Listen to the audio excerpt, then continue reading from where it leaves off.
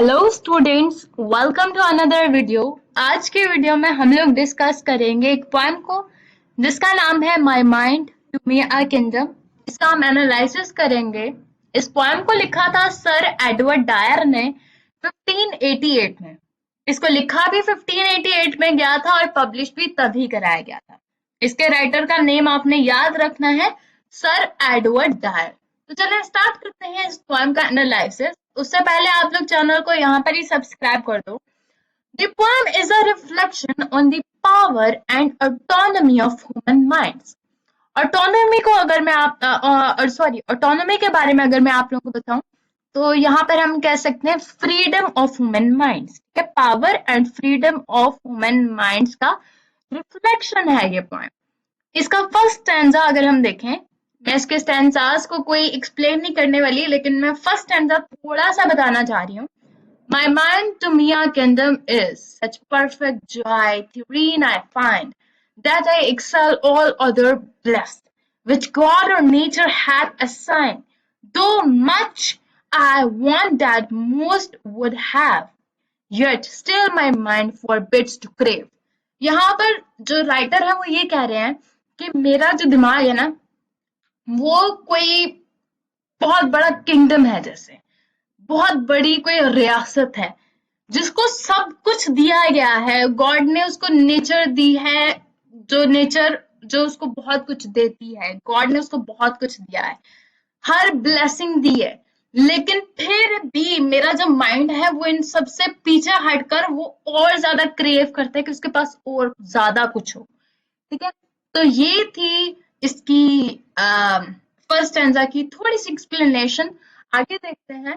In this poem, Dyer does not seek worldly things as he has the most precious of all, the mind. यहाँ पर उसने worldly things, उसने यहाँ पर worldly things को use नहीं किया। जैसे हमारे पास कार हो गई, अच्छी बीवी हो गई, घर हो गया, इन चीजों को उसने नहीं किया। उन्हें इन सबसे ज्यादा प्रीशियस थिंग यानी कि माइंड के बारे में बताया। एक इंसान की सोच, एक इंसान का दिमाग। He is the sole ruler of this kingdom. और उसका दिमाग जो है, हम अपने दिमाग के खुद मालिक हैं। ठीक है, वो एक किंगडम है, उसमें बहुत कुछ बसता है और उसके रूलर हम खुद हैं। And there is no threat from someone capturing it. और यहाँ पर कोई ऐसी सीन नहीं है कि कोई हमारे दिमाग को कैप्चर कर ले। कोई ये नहीं जान सकता कि हम क्या सोच रहे हैं, हम क्या करना चाह रहे हैं। ठीक है, at times he felt dejected to see what others have. यहाँ पर ये जो पोएम है ना, ये जब स्टार्ट होती है, यहाँ पर जो राइटर है वो दूसरों को देख के काफी ज्यादा बुरा फील करता है कि यार उनके पास इतना कुछ है, what others have, और मेरे पास ये सब कुछ नहीं है। But his mind rejects such ideas. लेकिन उसका जो दिमाग है, उसका जो किंगडम है, उसकी जो सल्तनत है, उसने इन सारे आइडियाज को रिजेक्ट कर दिया and helped him to remain content with his extraordinary possession, namely his creativity, poetic imagination. और उसको हेल्प किया, उसके माइंड ने उसकी मदद की कि जो कुछ तुम्हारे पास है ये बहुत ज्यादा एक्स्ट्रा ऑर्डिनरी है। तुम्हारी क्रिएटिविटी, तुम्हारी पोएटिक इमेजिनेशन, ये सब कुछ एक्स्ट्रा ऑर्डिनरी है। ये किसी की कार से, किसी के अच्छे घर से, उन सब से बहुत ज्यादा अच्छी है। ठीक है, आगे चलते हैं। Becoming happy with what he actually had. अब यहाँ पर क्या होता है कि जो राइटर है वो ये सब कुछ सोच के कि यार मेरे पास वाकई में कुछ अच्छी चीजें हैं, अपना टैलेंट जानकर वो खुश होता है। made him stronger gradually. और ये सब कुछ उसको काफी ज्यादा स्ट्रोंगर बना देता है कि उसको किसी के पास जो है वो देख के फर्क नहीं पड़ा प्रेजेंटली। लेकिन अब there is no fear in his mind. अब उसके दिमाग में कोई डर नहीं है। The poet lives his life to the fullest and at last he expresses his inner happiness by saying, और यहाँ पर पोएट जो है वो अपनी जिंदगी अच्छी तरह से जीता है, जिस तरह जी सकता है और आखिरी दम तक जीता है, और अपनी अंदर की खुशी को वो इस तरह बयान करता है।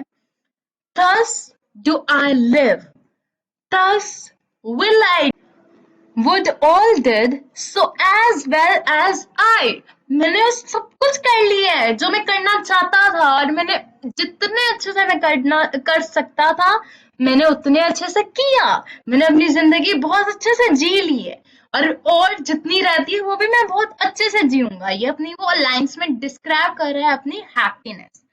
The poem explores the importance of being your own voice of authority and reason. ये जो पोएम है इसका मेन जो इम्पोर्टेंट पॉइंट है वो ये है कि पोएम एक्सप्लोर करती है इस चीज को कि आप अपनी आवाज खुद बनो, ठीक है, अपने आप को उभारो, अपने आप की खुशी का, अपने आप की हर चीज का खुद सबब बनो, ना कि दूसरों पर डिपेंड करो। The metaphor of the mind is as kingdom alludes to the idea that we must serve ourselves, should not devolve on what our lives lack.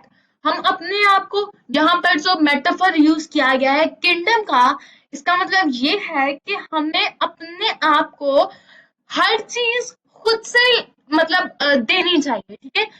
अब फॉर एग्जाम्पल हमारे पास कोई चीजें नहीं है, हमें उनको ही लेके नहीं बैठे रहना चाहिए, बल्कि जो हमारे पास है हमें उन्हें लेकर प्राउड फील करना चाहिए। Instead we must focus on our own minds and govern our own kingdom.